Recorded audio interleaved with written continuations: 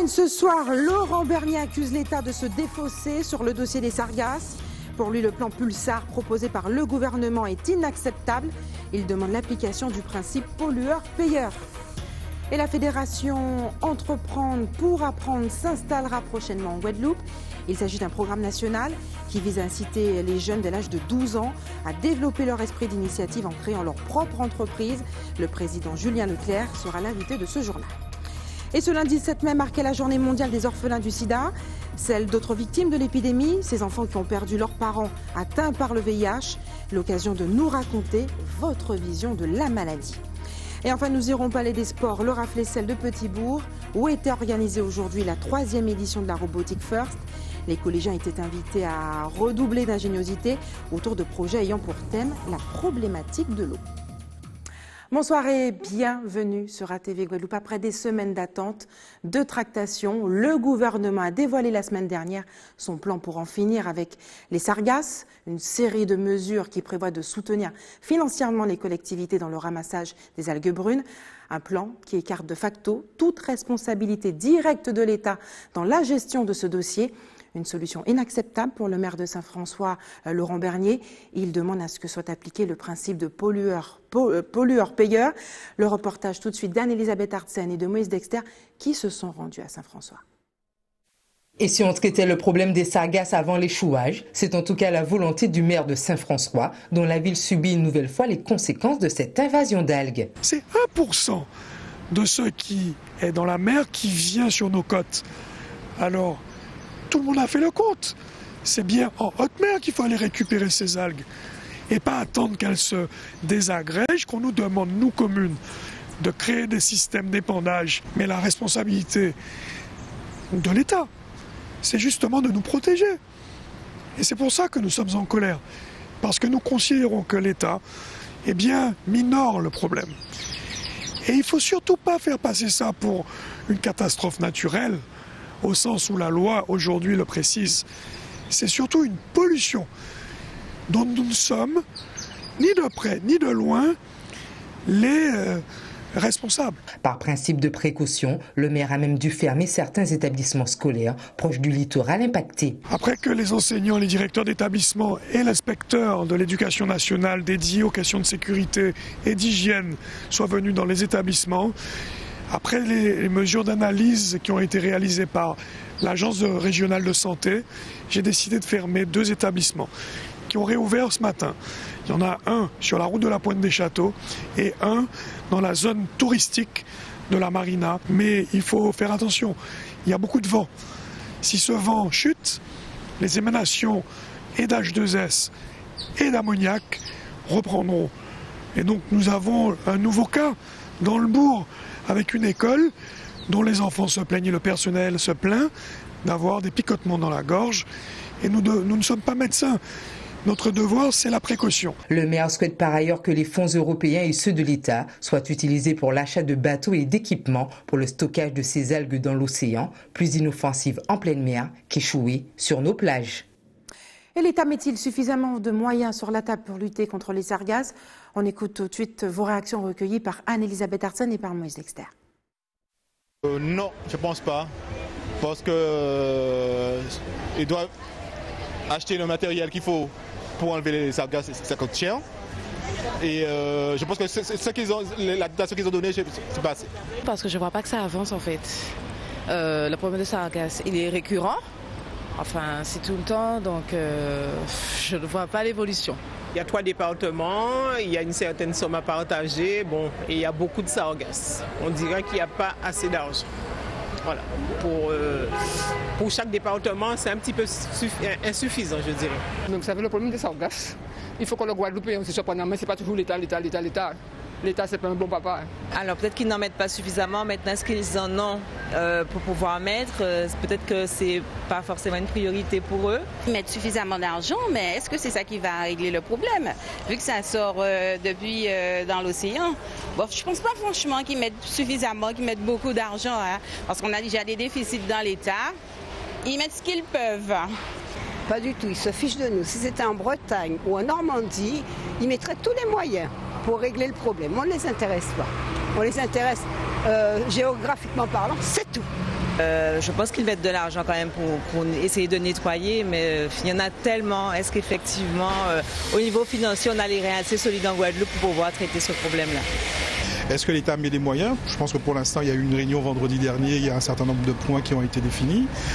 Maintenant, il faut voir. Je pense que la plupart des responsables de collectivités ne sont pas satisfaits des propositions qui ont été faites. Donc, je ne sais pas si on peut dire que l'État met les moyens, mais l'État devrait mettre les moyens. Donner une vision de ce qu'est l'entreprise aux plus jeunes, c'est l'ambition de l'association Entreprendre pour apprendre. La fédération, en collaboration avec le rectorat Guadeloupe, va ouvrir son antenne dans notre région, Guadeloupe, Saint-Martin et Saint-Barthélemy. Le projet a été présenté ce matin dans les jardins du siège du Crédit Agricole. Reportage Yvan Lemar, Patrick Curie. Sensibiliser et valoriser les jeunes grâce à l'entrepreneuriat, c'est l'objectif de l'association EPA Entreprendre pour apprendre. On touche à peu près 35 000 jeunes par an sur l'ensemble du territoire, dont 1500 à peu près créent des mini-entreprises, qui est notre programme phare. Voilà, collège, lycée, post-bac.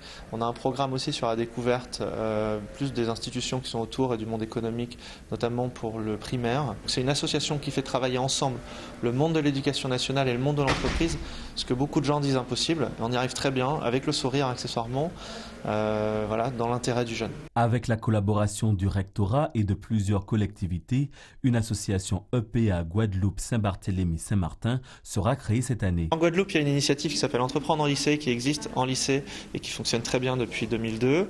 Donc je pense que ça, comme ça fonctionnait bien, il n'y avait pas forcément besoin. Aujourd'hui, il y a le désir de la Guadeloupe de changer d'échelle, de toucher encore plus de jeunes, et le désir aussi d'aller en collège, et ce qui n'existe pas, et même en primaire. Ça, nous, on le fait déjà avec Entreprendre pour apprendre. Donc l'intérêt de la Guadeloupe, il est de profiter de l'expérience d'une fédération, de travailler avec les autres, sans perdre son autonomie, puisque nous, on est une fédération d'associations et qu'on est très respectueux de ce que font les régions qui portent les programmes. Nous, l'intérêt pour nous, il est très clair. Hein. Aujourd'hui, on a des partenaires nationaux, institutionnels, privés, et on vient leur dire on est quasiment présent sur tout le territoire français. J'aimerais bien enlever ce quasiment. On est en Martinique, ça fonctionne très bien. On est à La Réunion, ça fonctionne très bien. On est évidemment en métropole. Ouais, on sera très très content d'être en Guadeloupe. C'est très important pour nous. Avec la création de cette association en Guadeloupe, un programme d'action a été établi. Nous allons développer des opérations comme les mini-entreprises, que nous connaissons déjà, pour l'instant uniquement au niveau lycée. Nous allons dès la rentrée prochaine créer des mini-entreprises dans les collèges. Mais nous allons aussi, dès la rentrée prochaine, toucher le premier degré avec une opération que nous allons appeler Ma Commune EPA, et nous allons aussi travailler avec les universitaires. Nous avons aussi une réflexion qui va porter sur les publics en difficulté, et notamment les jeunes sous main de justice. La création d'EPA Guadeloupe Saint-Barthélemy Saint-Martin est prévue le mois prochain pour une mise en activité dès septembre. Et le président de la fédération de l'association Entreprendre pour apprendre nous a rejoint sur ce plateau. Julien Leclerc, bonsoir. Bonsoir. Merci d'avoir accepté notre invitation ce soir. Qu'est-ce que votre association change dans la vie de ces jeunes collégiens et lycéens? Beaucoup de choses. Entre le début d'un programme et la fin d'un programme, ils se connaissent beaucoup mieux, ils se trouvent, ils comprennent qu'ils ont tous en eux un talent, un rêve, et qu'ils ont la possibilité d'y croire. Voilà, c'est vraiment ça qu'on vient leur apporter, cette connaissance, cette meilleure connaissance d'eux-mêmes, ce rapport différent qu'ils vont avoir avec un enseignant aussi. Ça leur donne beaucoup d'armes pour la suite, ne serait-ce que la ligne sur le CV aussi qu'ils peuvent mettre. Voilà, cette ligne j'ai participé à une mini-entreprise, tous les recruteurs leur disent mais c'est quoi ce truc? Et ça leur donne beaucoup plus de chances pour leur vie après. Ce programme existait déjà en Martinique, vous l'avez dit, à La Réunion. Pourquoi ça a pris autant de temps pour arriver en Guadeloupe? Parce qu'il fallait qu'il y ait un intérêt des deux côtés. L'intérêt pour nous, fédération, d'être présent en Guadeloupe, il est évident. Je le dis dans le reportage. Aujourd'hui, on explique qu'on est présent sur quasiment tout le territoire. J'ai vraiment envie qu'on puisse enlever ce quasiment et qu'on puisse dire on est présent sur tout le territoire. Il fallait un intérêt de l'autre côté. On l'a dit, il y a une association qui s'appelle Entreprendre en lycée qui fonctionne très bien et qui n'avait pas forcément envie à ce moment-là, un grand intérêt de rejoindre une fédération. Là, il y a une envie de la part des personnes qui portent ce programme de changer d'échelle, de toucher les collégiens, de rentrer aussi en primaire pour sensibiliser au monde économique et à la citoyenneté en général en primaire. Donc il y a cette envie partagée aujourd'hui. Quelle première, c'est votre projet, votre ambition aussi pour la Guadeloupe dès l'âge de 8 ans. Qu'est-ce qu'un enfant apprend? Comment vous lui apprenez à découvrir ce monde économique? Par quel apprentissage? Alors on le fait déjà en tout cas, donc aujourd'hui on sensibilise à peu près 35 000 jeunes par an de 8 à 25 ans. Sur des jeunes de 8 ans, évidemment on n'a pas un programme de création d'entreprise, mais on les sort de l'école, on leur faire visiter leur municipalité, leur commune, leur faire comprendre comment fonctionne une commune et les sensibiliser aux besoins du monde économique, comment on peut créer un projet. Donc ils vont imaginer un projet très concrètement pour améliorer la situation de leur commune. Ils vont poser ce projet, le creuser et ensuite le présenter devant leur classe, mais pas que comme un exposé, mais au lieu d'être que devant les autres élèves ou leurs enseignants, ils sont aussi peut-être devant le maire ou des gens de la collectivité en tout cas. Vous touchez chaque année 35 000 jeunes. Que deviennent tous ces projets ? D'abord, encore une fois, je vous l'ai dit tout à l'heure, on les change. Donc c'est eux qui nous intéressent, c'est vraiment les jeunes qui se révèlent, qui changent. Certains vont jusqu'à la création d'entreprises, notamment des lycéens ou des post-bac, puisqu'on va aussi sur du post-bac. Nous, ce qui nous intéresse, c'est qu'ils comprennent vraiment qu'ils doivent être les premiers acteurs de leur vie. C'est pour ça qu'on se bat. C'est pas pour qu'ils deviennent forcément tous créateurs. On se bat pour qu'ils comprennent qu'ils peuvent le faire. Si demain ils ont envie de créer leur boîte, ils sauront le faire. Ils auront déjà vécu les écueils, mais surtout qu'ils comprennent qu'ils peuvent choisir leur vie. Voilà. Et ils peuvent choisir leur carrière, ils peuvent changer de vie s'ils ont envie. Ils se connaîtront encore une fois beaucoup mieux. Après, on travaille pour pouvoir répondre très concrètement à votre question, pour vous donner un pourcentage demain de combien créer leur boîte. On travaille, il y a des complexités légales qui font qu'on ne peut pas forcément garder les coordonnées d'un mineur. Donc on travaille avec la CNIL pour pouvoir répondre à cette question qui est importante pour nous. On a le sentiment que le monde de l'entreprise s'introduit de plus en plus à l'école, pallie peut-être au manquement du rectorat, de l'éducation nationale. Est-ce que c'est votre sentiment ? Je vais être un peu moins clivant que ça. Je pense qu'aujourd'hui, il y a beaucoup de gens qui viennent expliquer aux enseignants comment faire leur travail, voilà, parce qu'il y a des réformes dans tous les sens, et donc chacun a son avis, comme on est beaucoup à être parents. Oui, il faut faire comme ça, il faut faire comme ça. Nous, on ne vient pas leur dire comment ils doivent faire leur job, parce que moi, je ne suis pas compétent pour ça. En revanche, on vient les aider sur le pourquoi. L'intérêt de cette association, c'est qu'on met les gamins en mode projet.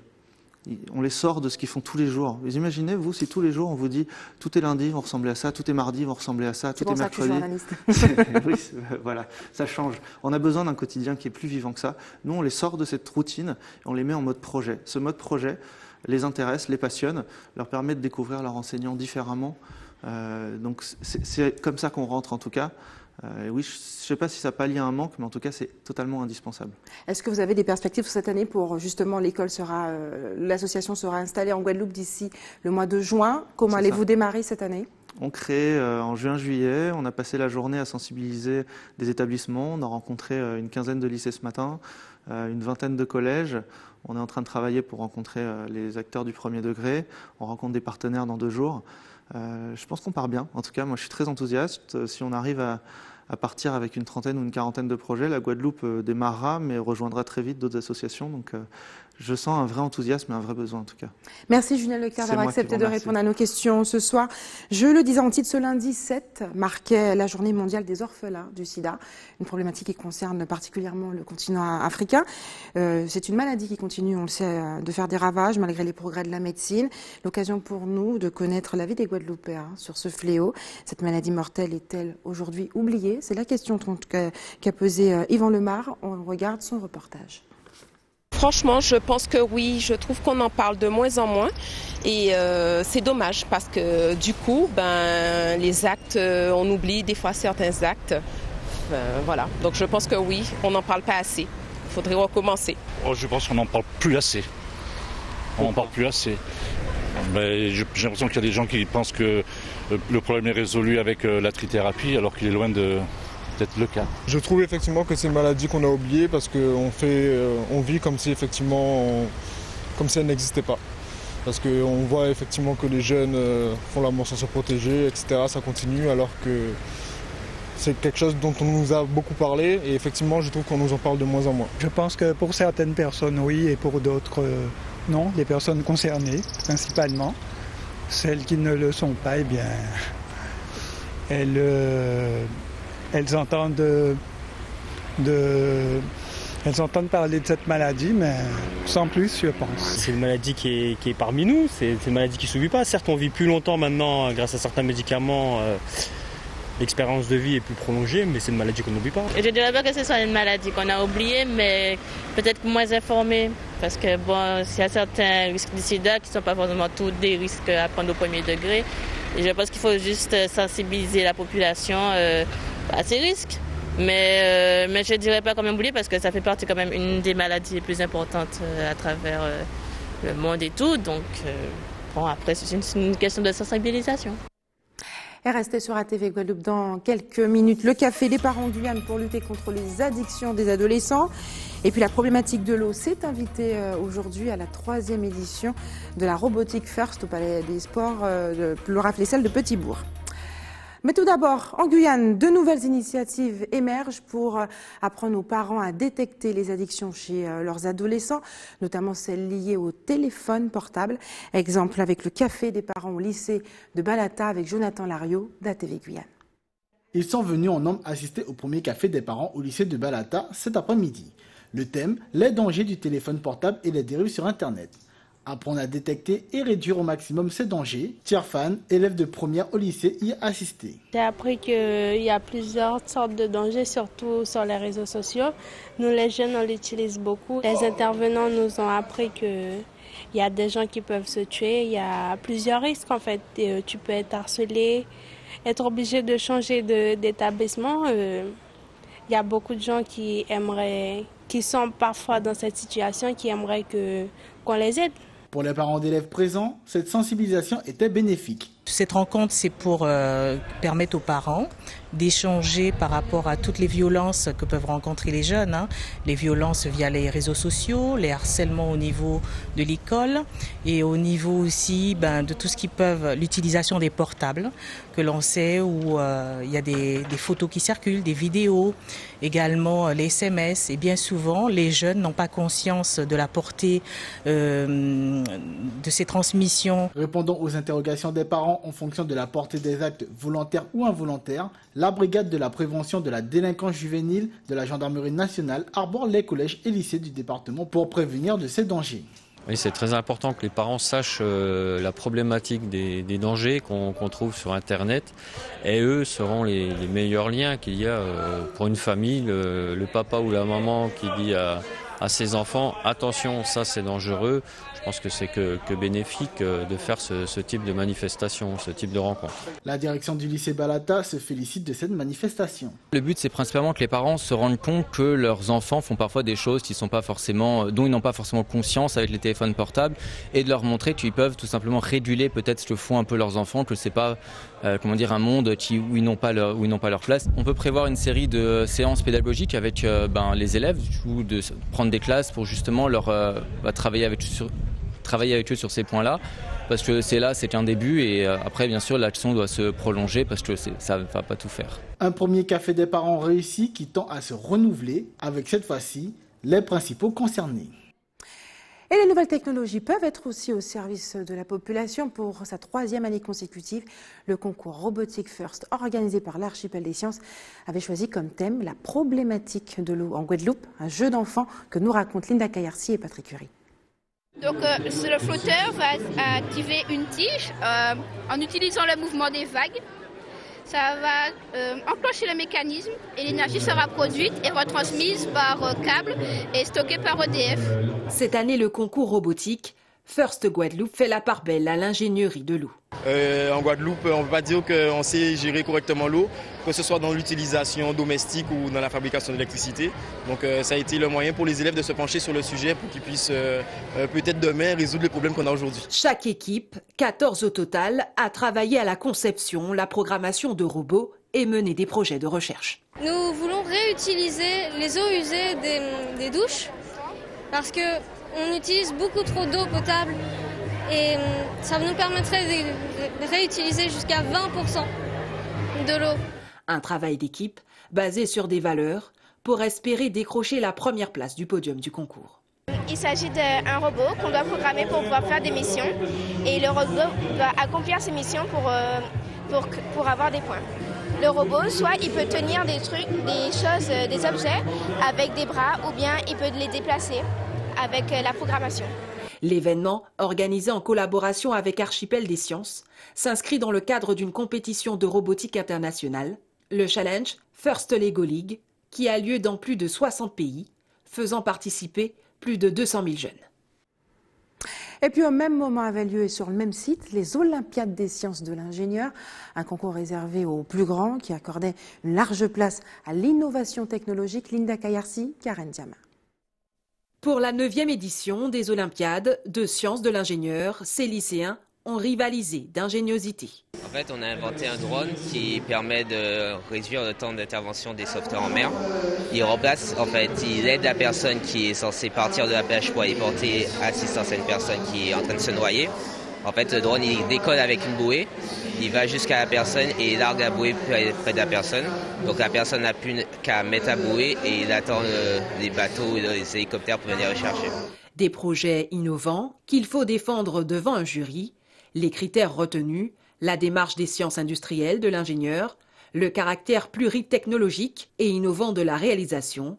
Ça s'est plutôt bien passé, c'est un peu stressant mais ça s'est bien passé, il y a eu des questions pertinentes et je pense que c'est bon. Nous on a présenté un clavier scientifique externe par Bluetooth, donc en fait c'est un clavier qui va se connecter en Bluetooth avec l'ordinateur et donc quand on va écrire sur internet, ou sur Word, pendant les leçons, on va pouvoir rentrer des symboles scientifiques en même temps. Pour cette finale académique, 10 projets ont été présentés par 31 lycéens de terminale sciences de l'ingénieur.